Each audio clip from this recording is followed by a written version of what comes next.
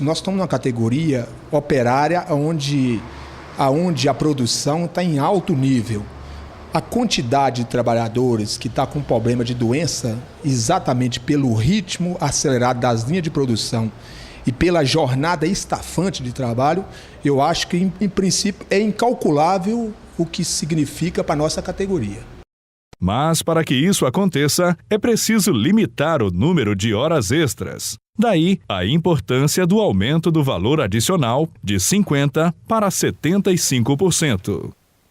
Gilson, a proposta de emenda constitucional que trata da redução de jornada de trabalho também prevê um aumento do valor da hora extra trabalhada, de 50% para 75%. Significa que o trabalhador que fizer hora extra ele vai receber mais. Qual que é a intenção desse aumento? É inibir a prática dessa hora extra? Olha, esse é outro elemento importante. O salário médio no Brasil é um salário muito baixo. Não é? O trabalhador, em função desse salário baixo, ele muitas vezes tem que fazer a hora extra para poder melhorar um pouquinho as condições salariais. E nisso, o trabalhador, pela necessidade, e o patrão e o empresário, pela exploração, normalmente impõe ao trabalhador brasileiro uma sobrecarga de trabalho muito maior do que aquela que determina a Constituição brasileira. Nós temos aqui no Brasil em torno de 40% de trabalhadores que trabalham acima da jornada de trabalho. Isso implica não só no desgaste físico, mas no aumento também de acidentes de trabalho, no aumento de questões relativas à saúde do trabalhador, uma menor participação desses trabalhadores na vida social, com a família, com a sociedade. Então isso implica em vários problemas que precisam ser debatidos. Então a proposta do governo de aumentar de 50% para 75% a hora extra, ela pode pontualmente reduzir o ímpeto do empresariado de cada vez mais exigir desse trabalhador hora extra. Agora, além de reduzir a hora extra, é preciso também no processo discutir o valor salarial, como eu disse anteriormente, é muito baixo ainda no Brasil. E Gilson, os trabalhadores de qual setor da economia seriam mais beneficiados com essa medida? Olha, eu acredito que hoje, na sociedade mundial e no Brasil, o setor de serviço é o que tem o maior número de postos de trabalho. E é o setor que justamente que mais contrata e é aquele que impõe também maior jornada de trabalho. Então eu acredito que nós teremos aqui um impacto grande no setor de serviço, mas enfim, nós teremos impacto em todos os setores da economia, no setor industrial, no setor de comércio, enfim. Agora, Gilson, no próximo dia 11 agora, as centrais sindicais vão promover uma ampla manifestação em Brasília.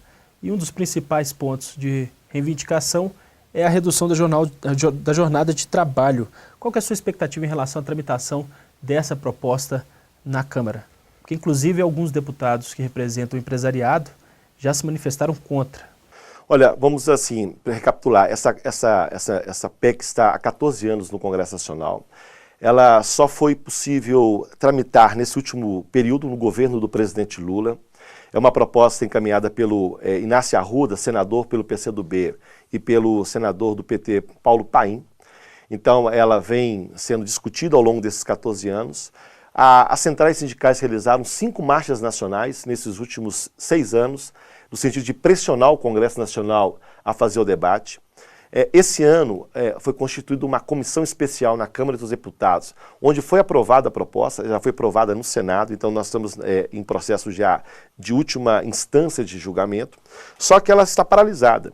Então a nossa proposta nessa marcha é criar uma unidade, essa unidade vem sendo construída ao longo dos últimos 10 anos pelas centrais sindicais, todas elas estão envolvidas no processo. Então a ideia é mobilizar milhares de trabalhadores a Brasília, no dia 11 de novembro, para exigir que o Congresso Nacional vote ainda esse ano a proposta de PEC encaminhada pelos 2 deputados, os senadores da República, e que a gente possa já, a partir do ano que vem, já possibilitar a criação e a geração desses empregos e também criar as condições que nós discutimos ao longo desse programa, que é a melhoria na condição da educação, que é o tempo de lazer, é o tempo livre. A luta dos trabalhadores do Brasil e no mundo é uma luta pelo tempo livre. Agora, você acha que vai dar tempo, Gilson? Porque nós estamos quase no final do ano que vem também é ano eleitoral. Não, a medida está para ser votada. É só o presidente, o presidente da Câmara dos Deputados colocar em pauta, ela será votada. Essa é uma decisão política e é por isso que nós vamos para Brasília, fazer a pressão, exigir que coloque em votação e eu penso que esse processo vai já conduzir a geração de emprego no próximo ano. E é preciso desmascarar. Inclusive, é preciso salientar o seguinte, o presidente da Fiesp, Paulo Scaff, aprova essa resolução. Então, até o setor empresarial está dividido. O caso dos trabalhadores extremamente unificados na proposta. Então, é preciso pressionar o Congresso, porque nós consideramos que esse Congresso só funciona com pressão. E pressão popular para exigir um direito fundamental e um direito histórico da classe trabalhadora no Brasil e no mundo. Gilson Reis, agradeço a sua participação e a gentileza da entrevista aqui para o programa Extra Classe. Muito obrigado e sempre vai mandar ônibus para Brasília. E nós queremos mobilizar o maior número de trabalhadores e fazer uma grande pressão em cima dos deputados no próximo dia 11. Confira agora as notícias da agenda e do Simpre em Movimento.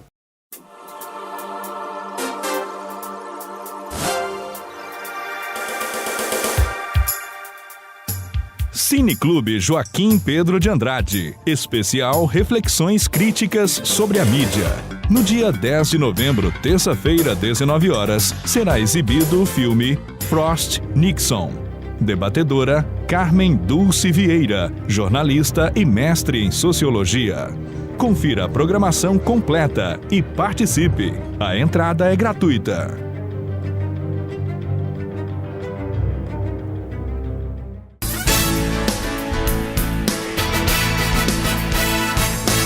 Com o objetivo de esclarecer aos professores aposentados sobre a chamada desaposentadoria, o Simprominas realizou uma palestra no dia 30 de outubro no Simprocerp, Rua Tupinambás, 179.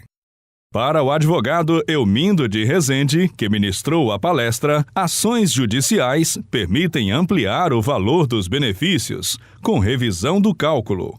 Mas as contas devem ser feitas caso a caso. Na verdade, tem que fazer os cálculos antes. Então, o que tem que fazer? A prática você tem que fazer o seguinte: tem que ir a uma agência do INSS, agendar primeiro um cadastro de senha.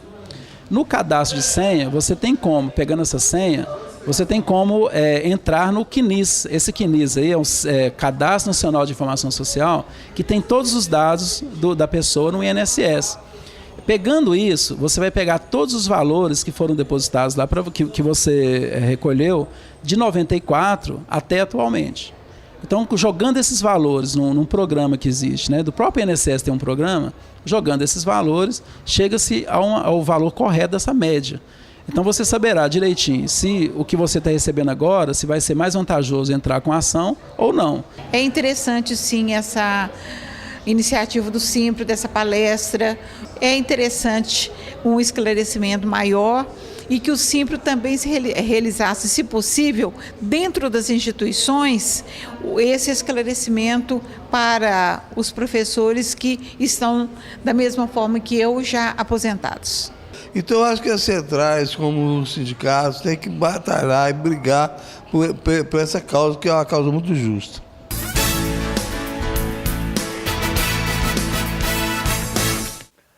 A sexta marcha pela redução da jornada de trabalho, que acontecerá no dia 11 em Brasília, busca a construção da unidade dos trabalhadores, pela valorização do trabalho e uma distribuição de renda mais justa.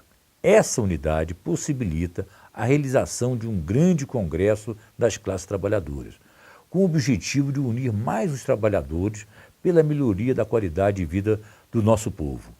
Além de criar a perspectiva de construção de um país mais desenvolvido e soberano, superando, assim, as grandes desigualdades que ainda persistem no Brasil. O lema da marcha é a redução da jornada de trabalho, sem redução de salário, o que já acontece em vários países. Essa medida pode gerar milhões de postos de trabalho.